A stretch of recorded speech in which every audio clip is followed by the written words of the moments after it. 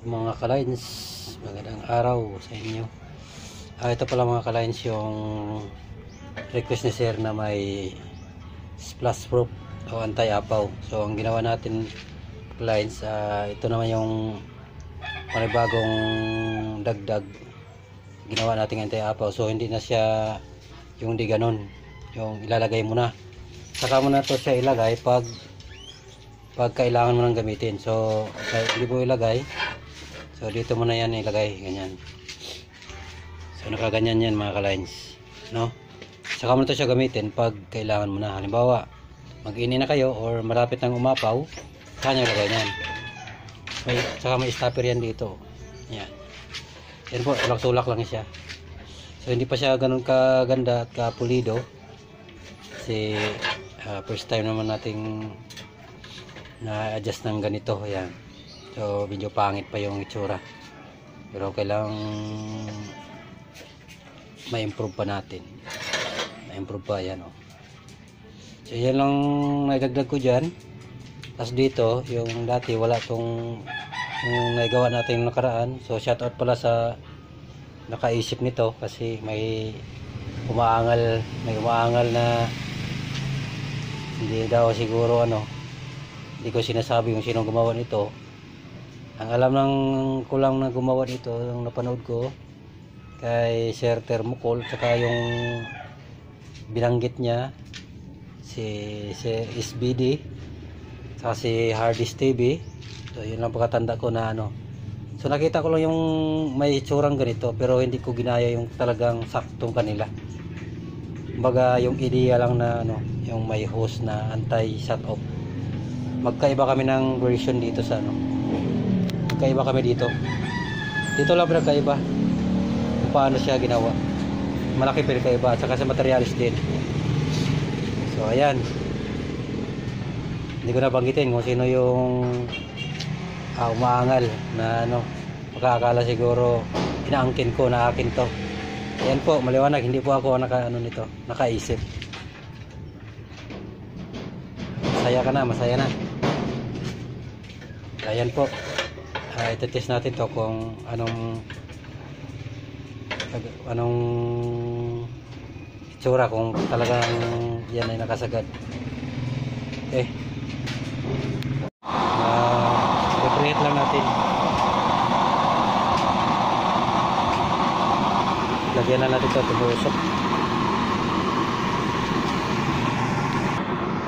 So ito mga kalines, meron itong adjustan niya. Gaya lang nauna, mahaba na rin tornilyo na ilagay natin.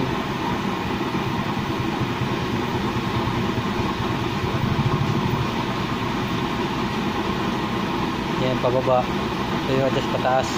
Pag kukulangin, pwede na ito i-adjust. Yan, kagaya mga kalines, pag hindi nyo pa ginagamit yung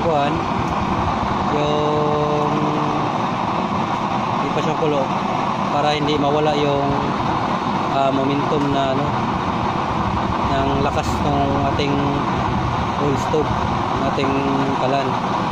Kaya saka na natin ito gamitin pag halimbawa kailangan na natin gamitin, ganyan natin pasalangan.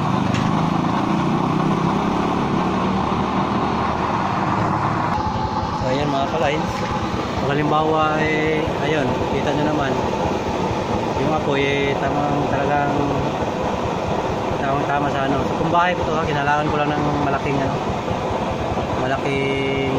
kaserola. Ngayon pag halimbawa gusto nyong iwanan at talagang nangangamba kayo na na mapawan, ito itutulak lang natin to. Yan. So ayan yan ang ginagawa ko na ito.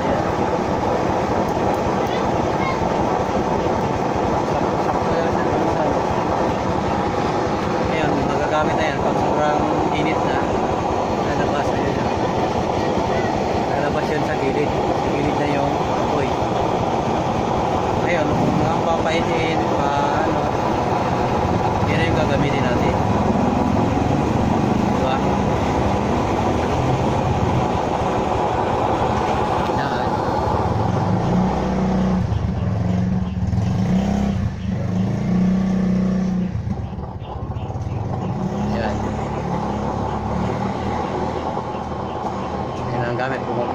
na, okay, okay na.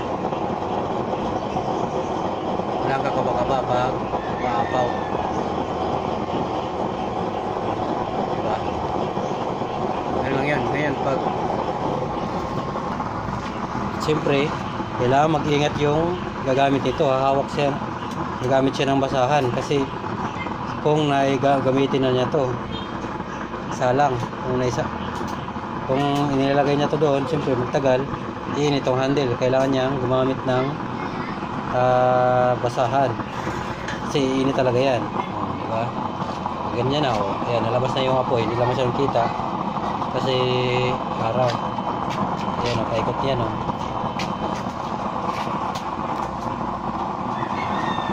Yan. Hindi na natin kailangan magpalit ng burner kasi ang purpose natin pang in sa mapawan.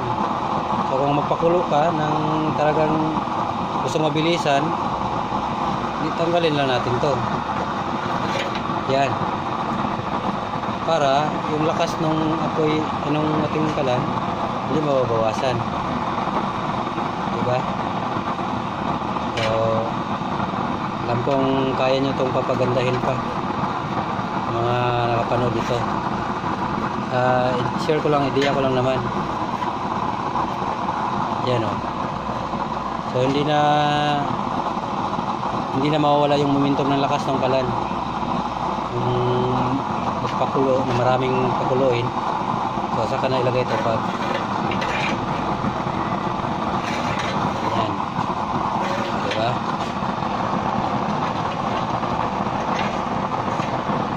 Okay, so ganoon lang po.